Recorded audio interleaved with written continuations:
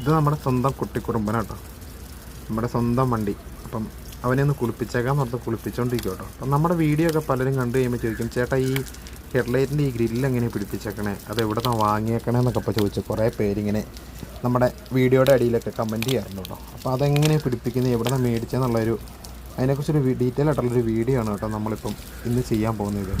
അപ്പം നമ്മൾ ഈ ഗ്രില്ല് വാങ്ങുന്നതെന്ന് പറഞ്ഞു കഴിഞ്ഞാൽ കട്ടപ്പനയിലാണ് കേട്ടോ ഈ സംഭവം കിട്ടണേ. നമുക്ക് കട്ടപ്പനയിലെ 2-3 കടകളിൽ നമുക്കിത് കിട്ടും. പല കടകളിലും പല റേറ്റ് ആട്ടോ. പക്ഷേ ഞാൻ മേടിക്കുന്ന കടയിൽ നമുക്ക് ഏകദേശം ഒരു 300 രൂപ 350 രൂപ മുടക്ക് വരുന്നുണ്ട് ഞാൻ ഈ മേടിക്കുന്നത്. അത് കാരണം വെച്ചാൽ ചിലപ്പം വണ്ടിയിലൊക്കെ കൊടുത്തു വിടും, അങ്ങനെയൊക്കെയാണ് മേടിക്കുന്നത്. അപ്പോൾ അത് കാരണം കൊറിയർ പൈസ വരെ നമ്മൾ കൊടുക്കേണ്ടി വരും കേട്ടോ.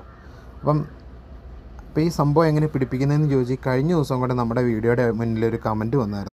ആ കമൻറ്റിനുള്ള ഒരു ഇത് കൂട്ടാട്ടോ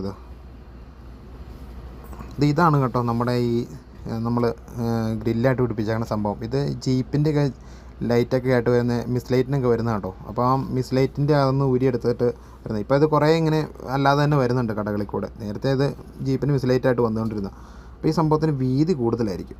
അതിൻ്റെ ഈ സൈഡ് കണ്ടോ, ഈ സൈഡ് വീതി കൂടുതലാണ്. അപ്പോൾ അതൊന്ന് നമ്മൾ ചെറുതായിട്ടൊന്ന് കട്ട് ചെയ്യണം. കട്ട് ചെയ്ത് എടുത്തിട്ട് വേണം ചെയ്തിട്ട് വേണം കേട്ടോ നമുക്ക് പിടിപ്പിക്കാൻ. കാരണം ഈ വീതി കൂടുതലാണ്. അപ്പോൾ അത് നമ്മുടെ ഹെഡ്ലൈറ്റിലോട്ട് ടച്ച് ആകുമ്പോൾ നമുക്ക് കറക്റ്റായിട്ട് പ്രൊട്ടക്ഷൻ കവർ സെറ്റ് ചെയ്യാൻ പറ്റത്തില്ല.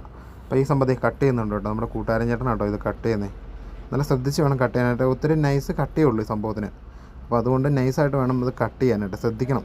അപ്പം ശ്രദ്ധിച്ച് കട്ട് ചെയ്തതിന് ശേഷം ആണ് നമ്മൾ ഇത് പ്രൊട്ടക്ഷൻ കവറിൻ്റെ ഗ്രില്ലിനകത്തേക്ക് പുള്ളി പറഞ്ഞ് കട്ട് ചെയ്തിട്ട് കേട്ടോ. അടുത്തത് എടുക്കുക കേട്ടോ, രണ്ടാമത്തത് എടുക്കുക കട്ട് ചെയ്യാനായിട്ട്.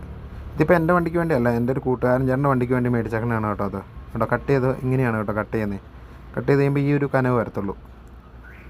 അപ്പോൾ അത് നമ്മളിതേ പ്രൊട്ടക്ഷൻ കവറിലോട്ട് ഈ വിധം സെറ്റ് ചെയ്യും. ഇങ്ങനെ പതിയെ ഒന്ന് തള്ളിക്കയറ്റി വെച്ചു ശകലൊന്ന് സ്ക്രാച്ചാക്കി കളയണം അതിൻ്റെ ഉൾവശം. അതിനുശേഷം മാത്രമാണ് ഇത് കയറ്റുന്നത് കേട്ടോ. അപ്പോൾ എന്നിട്ട് ശകലം ഫെവിക്വിക്ക് എന്തെങ്കിലും സംഭവം ഒന്ന് തുള്ളിച്ച് കൊടുത്താൽ മതി. അപ്പോൾ അത് സെറ്റായിട്ടിരുന്നുള്ളൂ. ഇല്ലെങ്കിൽ അത് പതിയെ വണ്ടിയുടെ ഓട്ടത്തിലൊക്കെ ചിലപ്പോൾ ഇളകി പോകാനായിട്ട് ചാൻസ് ഉണ്ട്. അപ്പം ഇത് നിങ്ങൾക്ക് ആർക്കെങ്കിലും ആവശ്യമുണ്ടെങ്കിൽ നമ്മുടെ വീഡിയോയുടെ അടിയിൽ ഒന്ന് കമൻറ്റ് ചെയ്താൽ കേട്ടോ. നമുക്ക് കൊറിയറായിട്ട് ചെയ്യാനായിട്ട് സാധിക്കും. നമുക്ക് ഗൂഗിൾ പേ ഒക്കെ ചെയ്താൽ മതിയാവും.